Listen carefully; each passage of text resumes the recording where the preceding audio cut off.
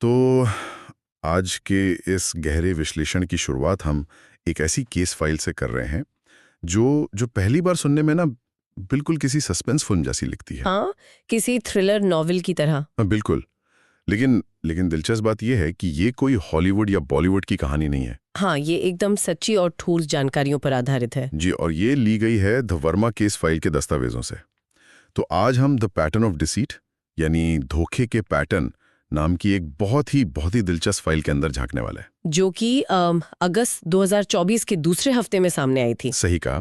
और आज की हमारी इस चर्चा का जो मुख्य मिशन है वो ये समझना है कि कैसे इंसान की छोटी छोटी आदतें, उसकी टाइमिंग और बदलते हुए पैटर्न एक पूरी की पूरी छुपी हुई कहानी बयां कर देते हैं। बिल्कुल, और ये बहुत ही बहुत गहरा विषय है। चलिए इसे थोड़ा खोलकर समझते हैं, क्योंकि ये जो स्रोत है ना, ये जो दस्तावेज हैं, ये कोई मामूली डायरी या डिटेक्टिव देव नाम के जासूस के सिर्फ रैंडम नोट्स नहीं है। ये मानवीय व्यवहार का एक बहुत गहरा अध्ययन है। मैं कहूंगी कि ये मानव मनोविज्ञान का एक जीता जागता उदाहरण है। हम्म।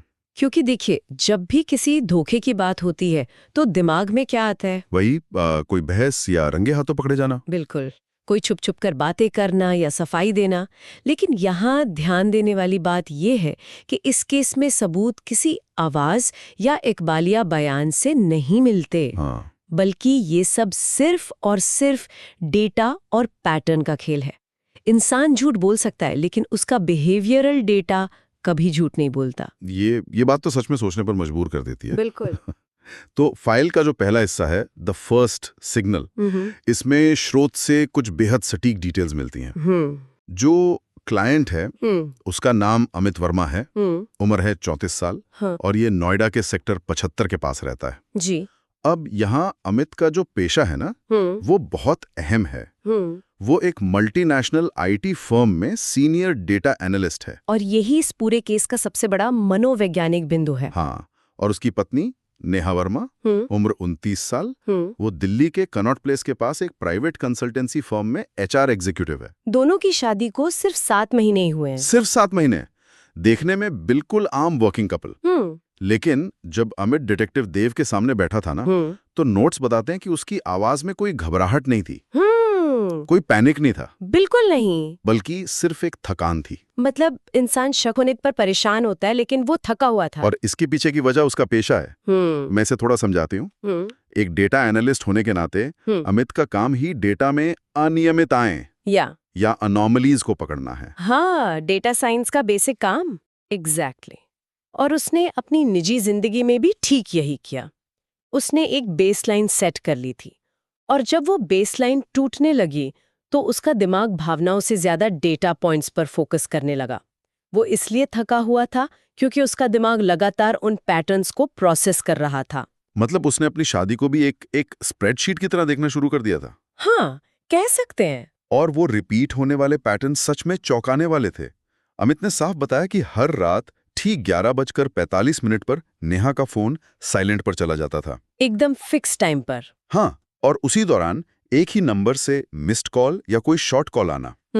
सिर्फ इतना ही नहीं, लोकेशन हिस्ट्री का बंद होना और ऑफिस से लौटने का समय रोज धीरे धीरे बढ़ते जाना। यहाँ जो सबसे दिलचस्प बात है कि ये कोई इत्तेफाक नहीं था। बिल्कुल नहीं। सीधा दिखाता है कि ट्रैक किए जाने का डर है। सही कहा। और एक ही समय पर फोन का साइलेंट होना ये बताता है कि एक नया माइक्रो रूटीन बन चुका है। और यहीं से केस अपने दूसरे एपिसोड में जाता है, जिसे सर्विलांस और क्लासिक कंसीलमेंट बिहेवियर कहा गया है, यानी निगरानी और छुपाने की कला, जो कि बहुत ही गुप्त तरीके से की गई। बिल्कुल डिस्क्रीट, कोई अलर्ट नहीं, कोई बहस नहीं। निगरानी के पहले दिन नेहा कनॉट प्लेस से सीधे घर नहीं गई।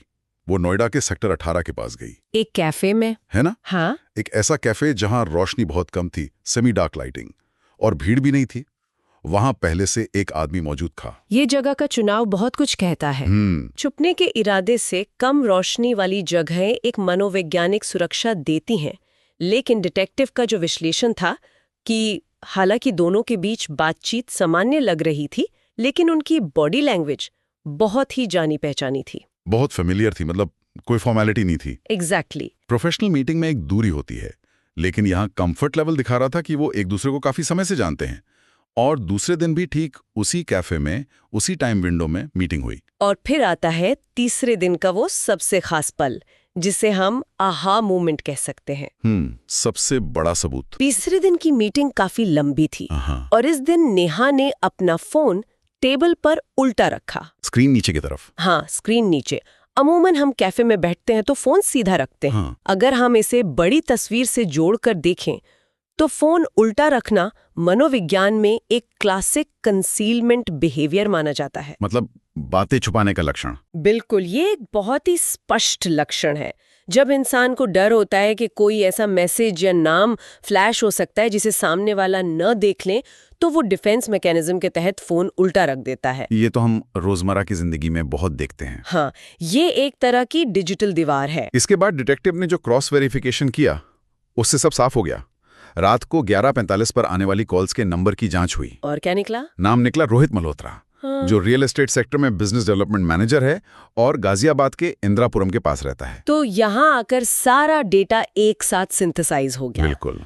कॉल लॉग्स का समय और कैफे में मीटिंग का समय एकदम सटीक मैच कर रहे थे। एकदम परफेक्टली।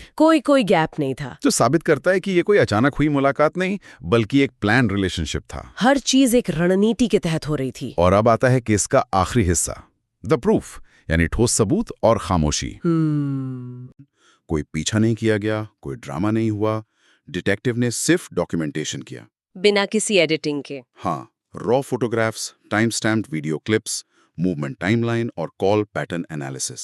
एक ऑब्जेक्टिव ट्रूथ। और ये सारा डेटा अमित के सामने रखा गया। जब अमित ने वो फाइल देखी तो वो 5 मिनट तक, पूरे 5 मिनट तक बिल्कुल चुप रहा। क्योंकि दिमाग सच्चाई को स्वीकार कर रहा था। और फिर अमित ने सिर्फ एक वाक्य कहा, अब मुझे किसी एक्सप्लेनेशन की जरूरत नहीं है। बस कोई सवाल नहीं, कोई गुस्सा नहीं। यहाँ मुझे डिटेक्टिव देव की वो शानदार फिलॉसफी बहुत अच्छी लगी। कौन सी? यही कि एक जासूस का काम सिर्फ सच देना होता है, कोई सलाह या जजमेंट सुनाना नहीं। एकदम निष्पक्ष। हाँ, और सबसे महत्वपूर्ण निष्कर्ष जो उस पूरे स्रोत का सार है, वो ये है कि अफेयर किसी की आवाज या कबूलनामे से नहीं पकड़े जाते, बल्कि वे पैटर्न से पकड़े जाते हैं। इंसान झूठ बोल सकता है, लेकिन उसका पैटर्न कभी झूठ नहीं बोलता। और जब वो पैटर्न टूटता है तो सच छुप नहीं पाता। बिल्कुल। और इसी के साथ फाइल बंद कर दी गई, लेकिन सच सबके सामने खुला रह गया। एक बहुत ही ठंडी और कैलकुलेटेड सच्चाई। तो इस सब का क्या मतलब है? अगर हम इस पूरे मामले को देखें तो हम सोचते हैं कि हमारे राज महफूज हैं। हाँ, हम सभी को ऐसा लगता है। लेकिन हमारे डिजिटल फुटप्रिंट्स, हमारे फोन की सेटिंग्स और रोजमर्रा की टाइमिंग, ये सब खुद ब खुद पूरी कहानी कह देती हैं। ये एक बहुत ही जरूरी सवाल खड़ा करता है। बिल्कुल। ये हमें क्रिटिकल थिंकिंग की तरफ ले जाता है कि हमारी आदतें हमारे बारे में क्या कह रही हैं। सही बात है। और इसी से जुड़ा एक आखिरी और थोड़ा उकसाने वाला विचार है जिसपे शायद हम सबको सोचना चाहिए। वो क्या? आज हमने एक धोखे का पैटर्न देखा, लेकिन अगर कोई आज हमारे और आपके सिर्फ एक हफ्ते के साधारण डिजिटल और फिजिकल मूवमेंट्स का बारीकी से पैटर्न निकाले।